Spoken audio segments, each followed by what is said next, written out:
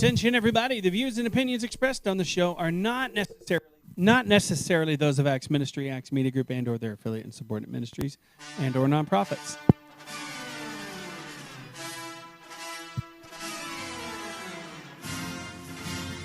It's a happy hour. It's Dr. Paul and his lovely wife, Nancy Collins. It looks like maybe her volume's too loud on her headphones. Anyways, here they are. Take it away, Dr. Paul. Hello, everybody. Welcome to a Friday morning edition of the Happy Hour. And it's always a Friday morning edition because that's when we do the show. And it's always the same people. It's always Nancy and Paul. Old Dr. Paul and sweet little Miss Nancy. And it's always Friday morning. And it's always approximately 9:30 to approximately 10:25 every Friday, and that's at Central Daylight Time right now. By the way, Nancy, it won't be long until they'll be switching back, doing that thing they call fallback. So where do they do that in December? No, they do it in October. I think we fall back. So we gain an hour of sleep for those who want to try to sleep in or whatever. Anyway, our usual Friday morning greeting goes out to Shirley and St. Joe and Judy and Galen down there in Texas, as well as Lynette, and also up in Lubbock, Texas. In Lubbock, Texas, I feel real dull, like we're working with the sound. We got a sound technician working with us here. In the meantime, all our folks and friends out in Lubbock, Texas, hello to you. People in Northeast Missouri, Northwest Missouri. And we're still working with sound, and mine's dull. Mine's like I've got stuff. How about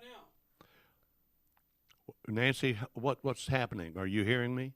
I'm hearing you fine. I can't hear you. I can't. You've turned Nancy off to me. I know what's going on. Thank you, Jesus. Glory to God. You know what? I need to have a little chat with Troy about moving the headphones. There we How go. about that? That's more good or very Okay. yes. Now I'm okay. Sorry. All right. Had 'em flipped. Anyway, all those folks in Texas, hello. Whether you're in South Central Texas, South Texas, whether you're in Lubbock, Texas, over in St. Louis area, my friend Jerry, up in Northeast Missouri, all those folks, and in Northwest Missouri, all those folks around the world, and Germany and other countries of the world. Anyway, cutting to the chase, Nancy.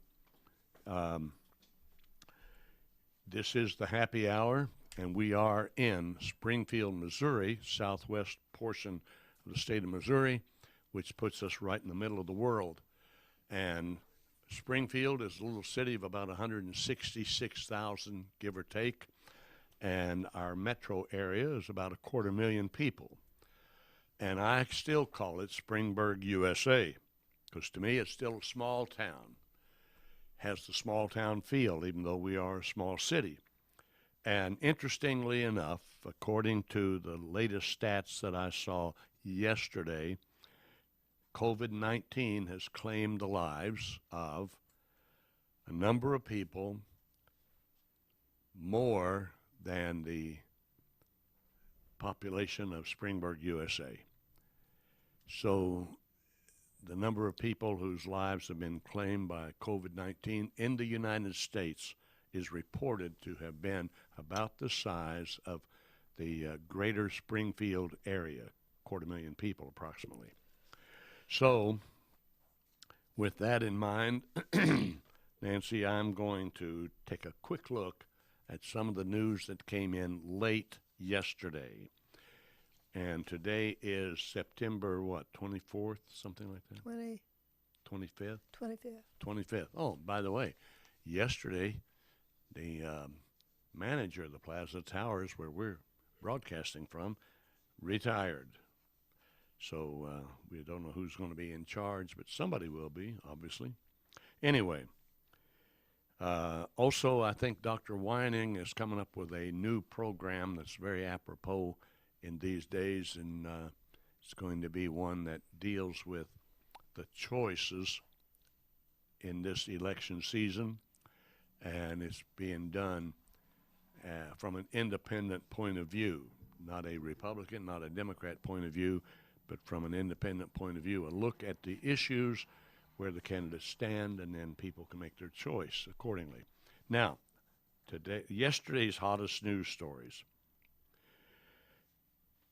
A U.S. attorney is taking action because in Pennsylvania, a large bunch of ballots for the November 3rd election that had been cast by military personnel were thrown away. They were trashed, hundreds of them. And guess what? They were all Republican. They were all for Donald Trump. Somebody threw away hundreds, if not thousands, of ballots from the military that were in support of Donald Trump. Shame on those people. Plus, they should be charged with a crime, and it should be punishable according to the laws of the land. This happened in Pennsylvania.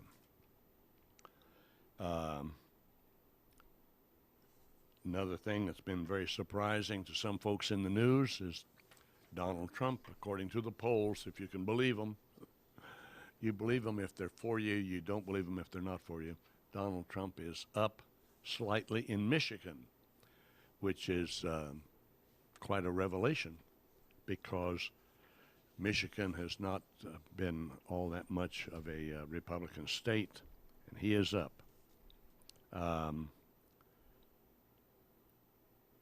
In Ohio, a mother was tased, one of those tasing machines, guns. Tasers. A taser, and arrested, tased and arrested for not wearing a mask at a football game. Can you imagine that? I've got my mask right here.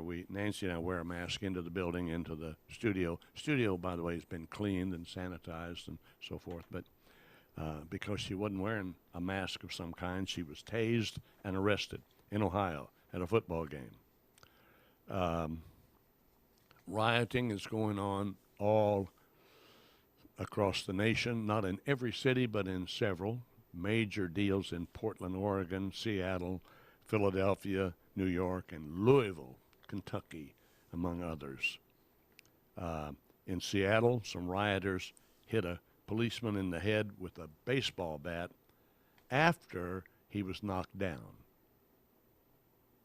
That person... The person or the policeman got knocked down. The policeman was knocked down, and then someone walked up and hit him in the head with a baseball bat while he's on the pavement. In California, a 77-year-old military veteran, was assaulted for wearing an MAGA hat, which means Make America Great Again. It's a Trump hat. And he was wearing a mask that said Back the Blue, which means support the police.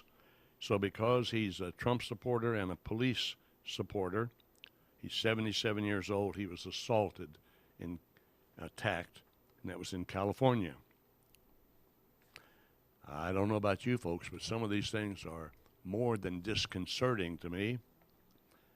They make my blood stir a little bit. How about you? Then in Idaho, police arrested 3 people for singing psalms outdoors. Psalms, of course, are from the book of Psalms in the Old Testament. The word psalms means song.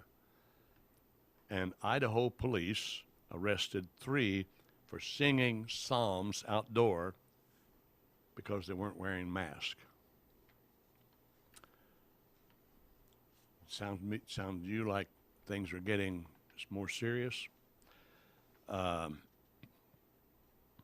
the good side of things, an anonymous donor gave $250,000 in rent relief to some New Jersey small businesses that were paying rent for their space. Some anonymous donor male or female, gave $250,000 in rent relief.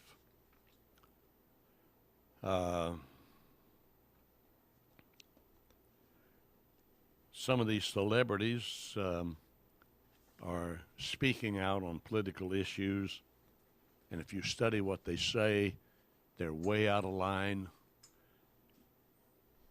Just because somebody can act and has a good press agent and gets to be a big name, so they are now what we call a celebrity, does not make them an expert on anything other than being able to cry on cue. But people are influenced by celebrities.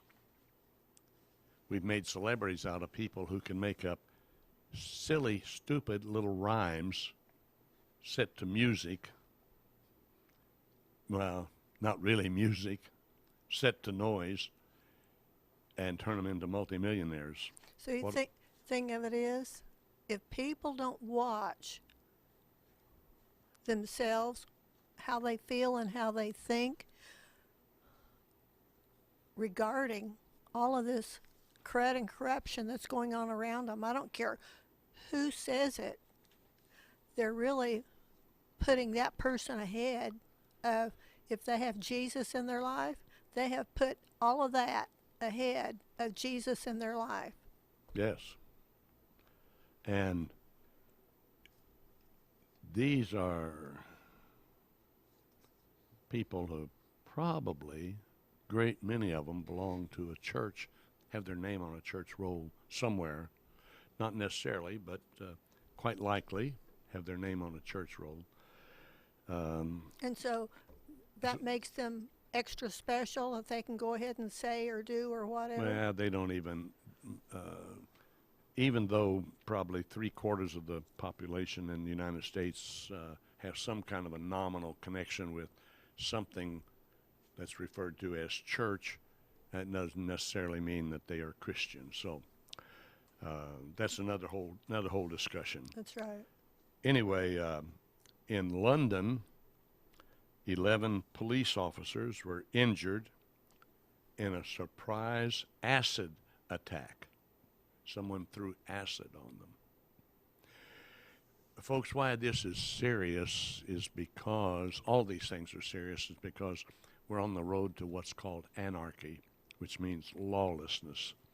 And without laws and the adequate enforcement thereof, we are all, as they say, sitting ducks. Sorry to say, but it's true. Now, And it doesn't matter what your nationality is, what your skin color is, or anything else. If you're disobeying the law, that's it. right. If you break the law, you break the law.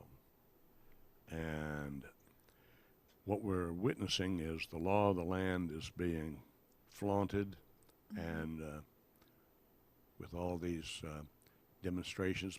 Let's be clear, folks. Some of you, I hope you'll stay tuned. We don't want to be boring because it is the happy hour. But this is necessary insight and information coming from somebody old enough that I've seen a thing or two, so I know a thing or two, just like that insurance company. And I saw a sign this morning on our way here that's another insurance guy said, "We've seen a lot, so we know a lot." That fits me very well. I've seen a lot, so I know a lot. But the more I know, the less I know. We have to continue to read and to learn. Don't depend just entirely on this little thing called a smartphone, handheld device of some kind. Don't depend entirely on your computer, although that's a good place to start. Read books. I brought some examples with me.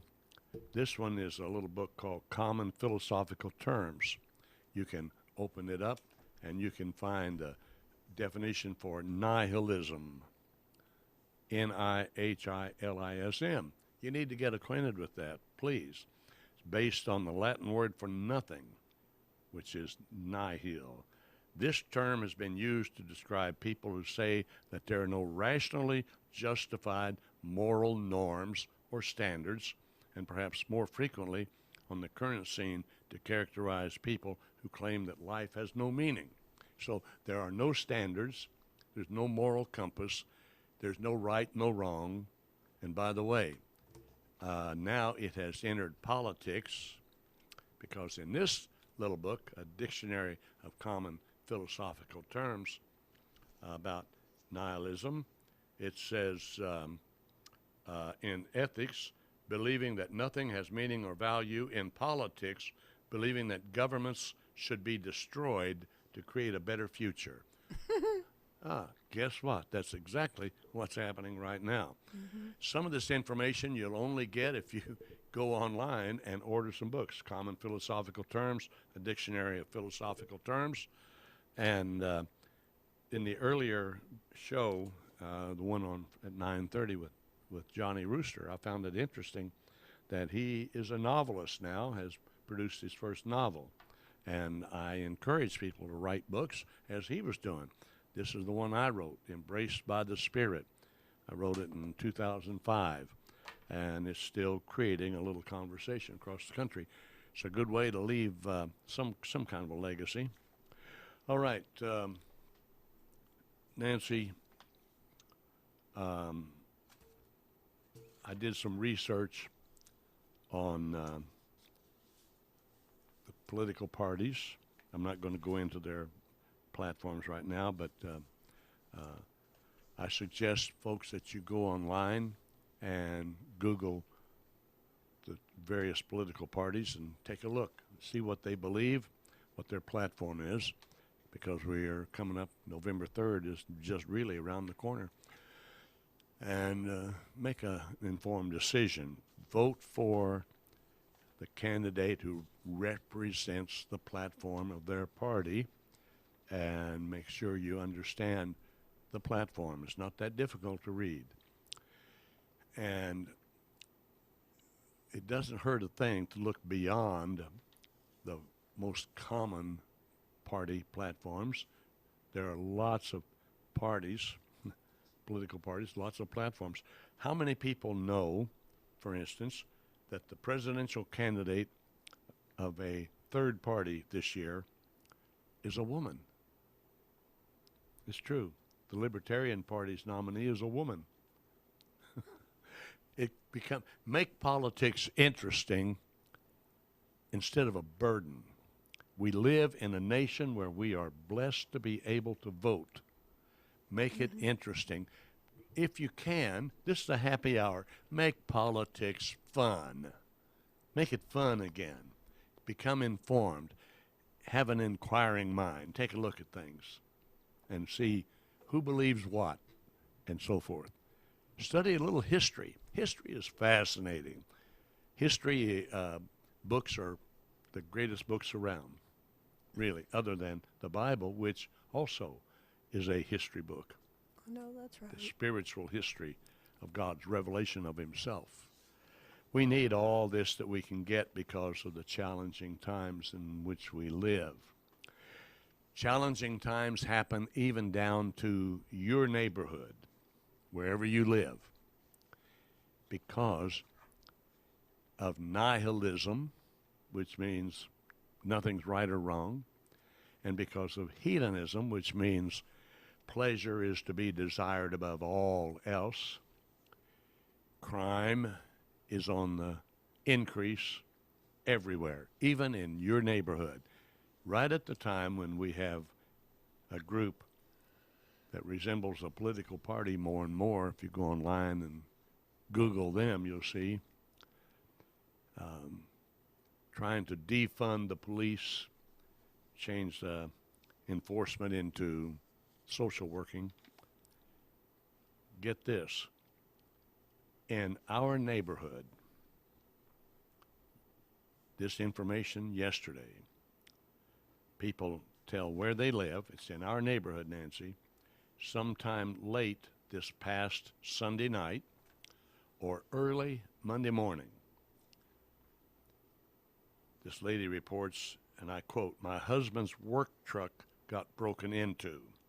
It was parked in our driveway between two of our other vehicles. Yes, it was locked. No, we don't have a camera, but it's on our list. My husband went out to go to work Monday morning, and found stuff from the truck scattered all over the driveway. He said they must have used some sort of a Slim Jim. Now, that's the thing you can slide down and pop the lock, because no windows were broken and no doors had been pried open. They took most of his work tools, but left a phone charger, a Garmin, which is something to help you find addresses, and even left a bunch of change that was laying in the console. And this lady says, and I quote, "I despise thieves and liars." When will we begin to rise up and say enough is enough? Anyway, she says, be vigilant, folks. These nasty people are out to take what is not theirs. So that's a local word that's applicable to people in lots and lots and lots of places. Now, when we talk about morals and ethics, by the way, ethics is the standard by which we determine if something is moral or immoral. So if we don't have ethics, we have no way to determine what's moral or immoral. Well, so can some people have ethics and others don't? Yes. Oh, yeah. Yeah. So you think that the people that have ethics can tell the people that don't have ethics that they're wrong? Sure. Sure. Well, what does that impede what freedom of speech? No. They are free to say what they want to say, and I'm free to say they're wrong. And if they have a paradigm or a set of standards by which they've made their statement, then I ought to have a paradigm or a set of standards by which I respond to say they're wrong. So in ethics, for instance, Immanuel Kant is considered one of the greatest philosophers who ever lived. He was a Prussian. He was from East Prussia, actually, which was really part of Germany. And he had a theory called deontology, D-E-O-N-tology, deontology, which was the theory of moral obligation, which means that if you use ethics to determine a moral action, that this so-and-so or a concept is moral, then that morality has to be adhered to under all circumstances. For instance, if you have an ethical system that has examined the facts and determined that it is immoral to take a human life, then that concept has to be followed in every circumstance. Now, does this come into the judicial system, the justice system? Well, it'll get there, because then here's what happens. People, if deontologically speaking, according to Immanuel Kant, for instance, if it is immoral to take a human life, then that's the reason why you could have some people who are conscientious objectors and do not serve in combat in the military. They will take non-combat jobs. That's the reason why you have some people who are opposed to the death penalty for crimes committed. And that's the reason why you have people who are pro-life who are opposed to the killing of a baby in the mother's womb. See, that's Immanuel Kant. And there are other areas of ethics that people use to evaluate morality, moral action. The categorical imperative. I won't get into that, but obviously you divide life into various categories, and certain things are imperative, that is, so important they must be done. If something's imperative, it has to be, as opposed to moral relativism. Those moral relativism be the opposite of Immanuel Kant's deontology, or the theory of moral obligation. Don't want to lose you, folks. Moral relativism means, well, what is moral in this situation isn't necessarily moral in that one. What's immoral in this situation may not be immoral in that one. That's the reason why we now have, when you look at social media, for instance, yesterday, even at my age where I've seen a lot and know a lot, I was still shocked by the language that was being used openly on social media. Very crude language, about as crude as you can get. Too crude for me to even spell those words on this broadcast. And those words were being used against people who were pro-life. They were being used about babies in the womb. And the list goes on and on. And I'm amazed at this. The level to which our society has allowed our culture to reach. In other words, society sets the level of culture. And right now, our culture is at a very low ebb. So, that means it's time for me to say a little something about abortion. When I was teaching ethics at a local college, I made a determination that how things are described or labels can make the difference. For instance, if you describe being in favor of abortion as pro-choice, pro-choice sounds wonderful. Yep. I mean, after all, freedom to choose. But when you apply that phrase to abortion to let it take the place of pro-abortion, pro-killing of life, then you have taken abortion and you put a nice picture on it, pro-choice. But that's the way the world is, though. Oh, yeah. Now, on the other side, those who are pro-life, the pro-abortion people say, well, they are anti-woman's rights. Say that again. The people who favor abortion say if you are pro-life, then you are anti-women's right to choose. Mm-hmm. Well, that's true. But pro-life sounds like in favor, which is in favor of, as opposed to being opposed to the right of a woman to choose. Semantics, this is called. The use of language to describe certain things.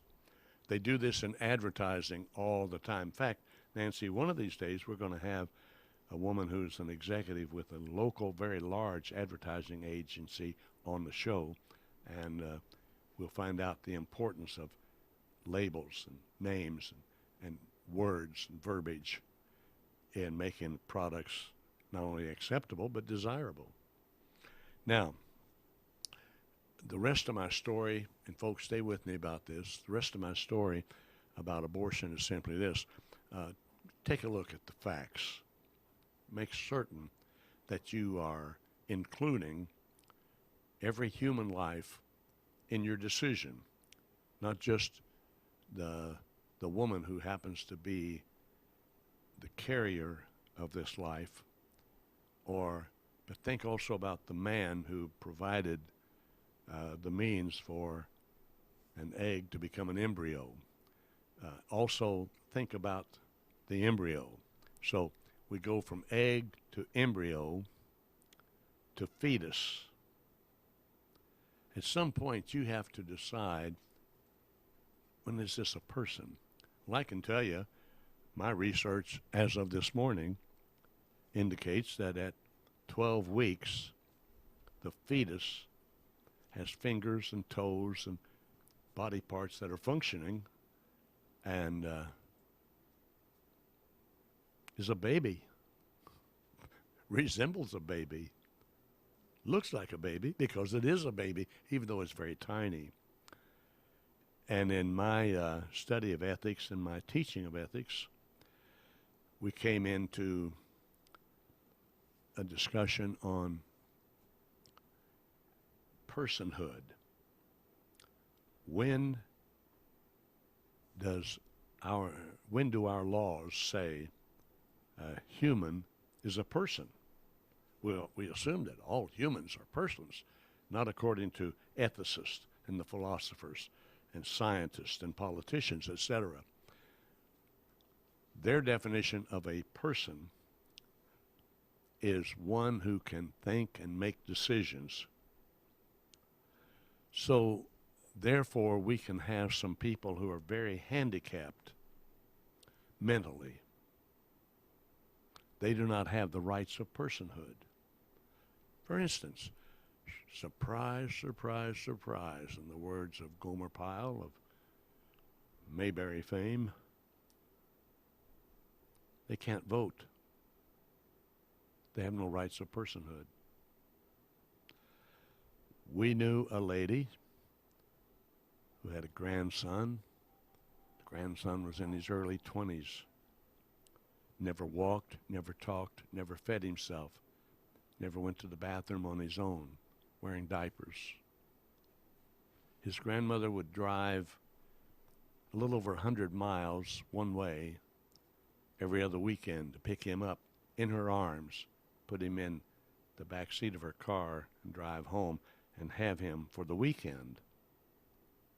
And then when the weekend was over, she would make the trip back to take him home. She called him her treasure. And he had no rights of personhood. He couldn't vote. Many things he couldn't do because legally, he was not a person. So just being a human does not make you a person. Pay attention to the laws, folks. Pay attention to what the philosophers are saying, what the ethicists are saying, and what the theologians are saying. The theologians say treasure is a person. Mm-hmm. Philosophers say he isn't a person. Get my point? So I believe that every human is a person with every right that a person of their age and ability ought to have. Just because I'm a person doesn't give me the right to become a professional athlete. I don't have the ability. Now, when I was young, I played baseball and football and basketball. And track. I was a pole vaulter on the track team. I played tennis. And after I became an adult, I tried golf. I was never very good at that. Like bowling, I wasn't very good at that. But I was somewhat of an athlete, but I was not of the level to become a scholarship as an athlete for college. So I didn't have that, let alone the qualifications to be a professional and be paid millions of dollars to play a sport. But nonetheless, I am a person. So we need to take a look at some of these things. Life is becoming more critical in the United States of America and the entire world. And it's time for us to become more aware of what's going on. And may I recommend to you, do not take theology lightly. That's right. Nancy, you and I see our share of so-called church programs on television. Yeah. I find it interesting that we have more so-called Christian programs, as far as religious programming is concerned, than others. When was the last time you saw a Hindu evangelist on TV? When was the last time you saw a Buddhist teaching on TV? I rest my case. Something's going on in that realm, too, that world of religion. Some folks have picked up on using television as a way to communicate their message. Finding a genuine theologian on television is becoming a little challenging. There are two that I know of that I have seen with some regularity, who are on every week, and they happen to be Roman Catholic. Now, that doesn't have anything to do with the price of eggs in China or the price of silk in Japan, except I find it interesting that the airwaves are dominated by a brand of so-called religious faith that is not based really on theology. Theology being the queen of the sciences, which means the science to top all sciences. It is seeking knowledge of God. Now, I'm convinced that we have a need for more theologians. And Nancy, you read a lot, and you're reading a book right now that's really kind of got your mind working, really turning somersaults. What is the title of that book? Oh, just a minute, and I'll get it out of my purse. Oh, okay. We're 'Cause I going just to have happened show to- and tell. For those Yeah. of you who like show and tell on the happy hour, it's coming up. Nancy's digging into her treasure chest there, pulling out a book called After the Ambush. And it is By Chuck Dean. Chuck Dean, and it is a book that deals with a unique kind of warfare. Yeah. Now, conservative Christians talk about spiritual warfare, and I can tell you that's relevant. I just wish they would go a little more deeply into the topic, because it has to do with a lot of psychology, a lot of philosophy, and a lot of theology involved, because there's this life force in us, and there's this mental thing going on, and these emotional things, all of these things that are not visible, but only the effects of them are visible. And we're into a realm that can only be delved into by looking at things psychologically, philosophically, theologically. Now, this morning, before coming to the studio, I had a medical appointment with my primary care physician. Beautiful young woman who, by the way, has been a guest on the Happy Hour and is coming back the last Friday in October. Dr. Jamie Durfee, mark it down. She's going to be with us. And I had a medical appointment with her, and had to do with all things physical, basically. But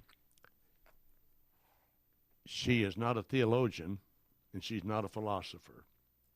She deals in physiology. Anyway,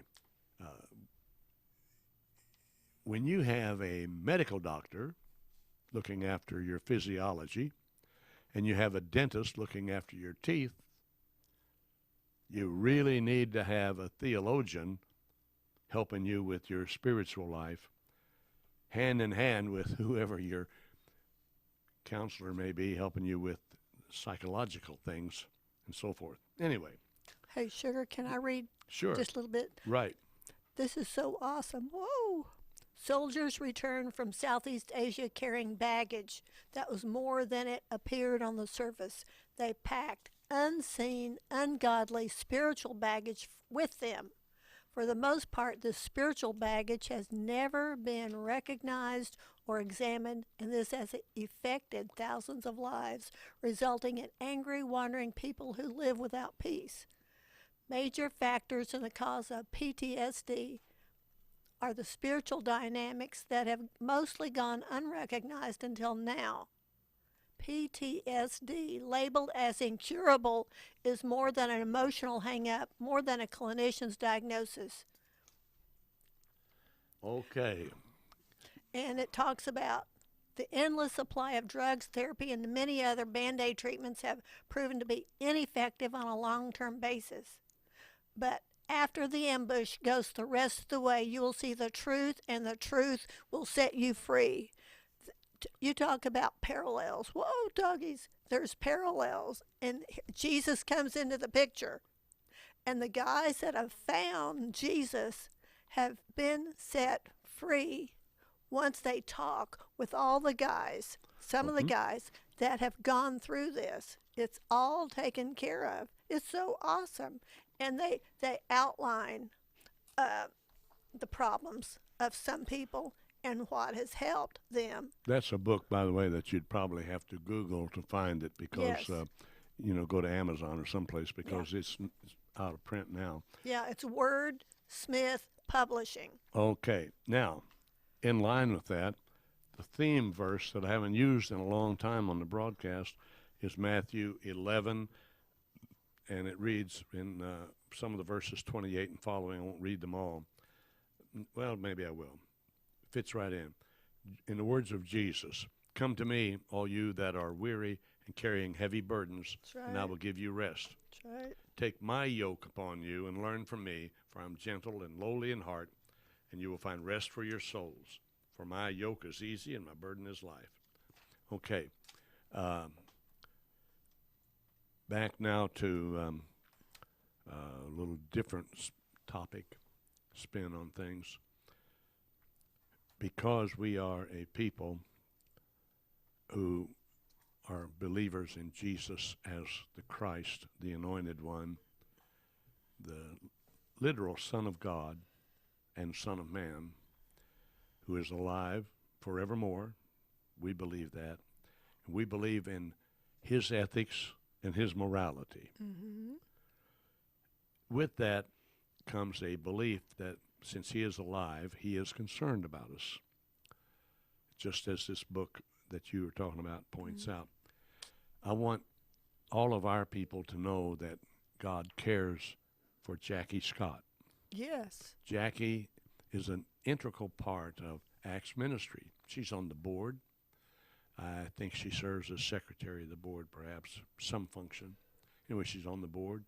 She's been a friend of Acts ministry for many years before becoming a board member. She is a minister by way of credentials, but she's also had secular employment, and remarkable woman, trained in radio and television production, has the gift of ventriloquism, and Jackie is a deep down believer and practitioner of Christian ethics and morality. Jackie needs prayer. She has been diagnosed with a very rare cancer. It's in the neck area, and it does involve vessels, blood vessels, and complications. She read to me, spelled out the words of this particular cancer over the phone yesterday. It's one of those things you'd have to be an oncologist who is a cancer doctor to pronounce. Jackie is facing surgery and chemotherapy, probably, obviously. Anyway, I prayed for her over the phone. I continue to pray for her. So does Nancy. I invite you to pray for Jackie Scott, because God is still on the throne and prayer changes things.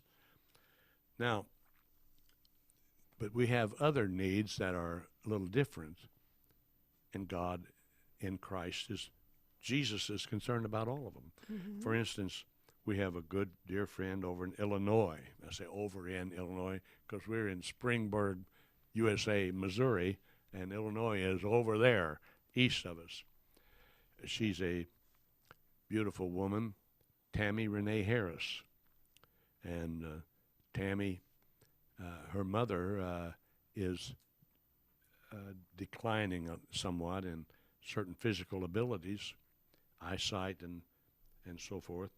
And Tammy is a singer. She has a Broadway style, I call it, of singing. Beautiful voice. She's sung in Branson many times. She's sung in churches all across the land. She sang as a part of the Abundant Life Singers when she was a student at Oral Roberts University. Later, she was elected Miss Chicago in a beauty pageant. And Tammy right now can't get out and do concerts because of the coronavirus, limiting attendance and so forth. So she's giving care to her mother, and she has this precious little dog. Jesus loves our pets. Little dog named Sassy. Now, no relation, Jim Whining, to your friend Sassy. Your friend is a nurse. This Sassy is a little beautiful little dog who's been Tammy's companion for many years. Well, Sassy has a tumor the size of a tangerine. And so Sassy will be having surgery. And I have assured Tammy Renee that we'd be praying for Sassy, and we'd be praying for Tammy's mother and praying for Tammy because of the challenge of being a performer and a Christian singer with no place to do those things. Tammy Renee has a website, tammyrenee.com. Look it up. Renee is Renee, Tammy Renee. Look it up. And you'll hear samples of her voice on various CDs that she offers. And you'll also see a couple of video clips, one of her singing in a church with a choir full of just men behind her, and the other one, she's in an outdoor park setting. I think it's some group of maybe retired people. And in the church, of course, she's singing church songs. In that park setting, she's singing a country song that was made famous by Patsy Cline. It was written by Willie Nelson. The title of the song is Crazy. A lot of folks in our audience probably recognize that. The words were like, I'm crazy for loving you, and so forth. Great country song. So pray for Jackie Scott for her physical healing and for her financial provision when she's unable to work. And pray for Tammy, who's not able to work, and pray for her mother. Pray for her little pup, little dog. While we're at this matter of praying, I caught the news this morning. The statistics about domestic violence have soared, even here in Springburg, USA. Domestic violence means conflicts, physical altercations between husbands and wives and parents and children, etc. Domestic violence. The home is supposed to be a place of peace, a place of comfort, a place of security. And now it's becoming more and more a shelter for violence and evil and all kinds of things unlike Jesus. We need to pray for lives to be turned around. I submit to you that in a true Christian home, you won't find violence. You'll find love, and you'll find peace. And that's the difference between a set of ethics and morals and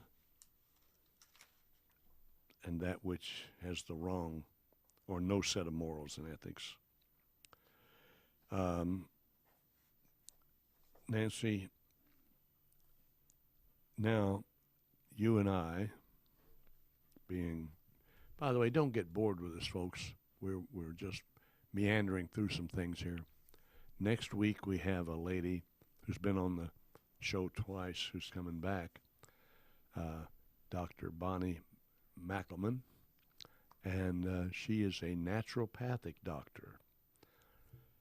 And it's very apropos that we have her because not only do we have these challenges about political issues, civil unrest, what's happening in homes, all the things that we've touched on, we also have a health care crisis in America today from many standpoints. Now, Nancy, what have you seen that has changed in health care since you're a nurse, retired, but a nurse? What have you seen that has changed in the, 40 years since you were licensed, something like that? That's a long time. I know that's a long time. That's 4 decades. Well, that's right. And, the children of Israel wandered in the desert 40 years. Wow. Oh, that's awesome. Think of this parallel. Think about the American people right now wandering through a wilderness, and most of them don't even know it. That's right. Oh, that's so awesome. But going back to medical. Right. There's probably been a piled high and deep, especially when it comes to nursing homes. Oh, boy, and how. The nursing home that I used to work in, they might still have restrictions, who can come in and who can't. I don't know about when it comes to when people coming from a hospital setting needing what a nursing home care means. I don't know all the questions and the things that the hospital has to go through before they can say or call on a nursing home for admission. Then, as far as I'm concerned, once that person gets to the nursing home as a resident there, all that the staff have to do, and I know that depends on what's going on with that person. Now, if it's COVID, boy and how, there's all kinds of problems. I remember, and this sounds like apples and oranges, but it's not. Think about this. Whoa. We used to have 5 units where I worked. And at that time, I was a nurse, and at that time, I was the go-to person when the survey team walked in the door. And I took, well, this is so awesome. And I would take them on all units. And that 5th unit was a unit where the people were very, very functional. But their memory, their ways of knowing, well, no, I shouldn't do this because, say, that's another residence room. They didn't have those faculties working very well at all. And I know dealing with a survey team, they have a whole different slant on things. Gotta hurry, Mom. Yes. So anyway, it's very different now when it comes to COVID. All right. In 2 minutes, let me tell you that medicine has come a long ways from the time when I used to walk up a flight of stairs as a kid to old Doc Griffith's office and walk in, and there he was sitting at a roll-top desk and his stethoscope, and that was about it. Because of modern medicine, I'm sitting here alive. Because 5 years ago, I had a heart attack at the age of 80. Didn't take any prescription drugs up until that time. Had a heart attack. It was the Widowmaker. God was good, and I lived with a stent. 5 weeks later, another heart attack, another stent in a separate coronary artery. Back in April, early part of April, a third stent in the third coronary artery. June the 1st, a pacemaker with 3 wires. Heart has 4 chambers. They usually only wire 2 of them. Mine's wired in 3. A monitor on the end table next to where I sleep that takes track of me during the night so that everything is transmitted to the heart center. How about that for science? And then just recently, earlier this month, I had the 4th stent in the 4th coronary artery. Now, just saw my primary care physician this morning. Modern medicine is the reason I'm sitting here. Now, put in the equation, God is involved, because there's no knowledge outside the realm of God. That's right. And if God didn't make it, it doesn't exist. Mm-hmm. If God didn't invent it, it doesn't exist. That's right. Man has been privileged to tap into the knowledge of God for man's purposes, for our good. Isn't it time that we started using all this for the good instead of for all the evil that's in the world? If you would like more insight on things, not only by ordering books about ethics and morality, you can subscribe free to a little publication of Hillsdale College, Christian college, by the way. And the lead article in this month's newsletter, Imprimis, is the name of the publication. The lead article is written by Jason Whitlock, an African-American sports columnist for Outkick.com, TV and radio host and a podcaster. What he has to say about racial matters in sports is well worth the read. So grab it and see what you think. Meantime, this is old Dr. Paul along with sweet little Miss Nancy, and we've had a good time reminiscing with you today. We'll be looking forward to seeing you next Friday at the same time, along with Dr. Bonnie Mackelman, naturopathic doctor, and two special guests that she has. Very interesting new machine. Think about it. All right, we're done. Stay blessed.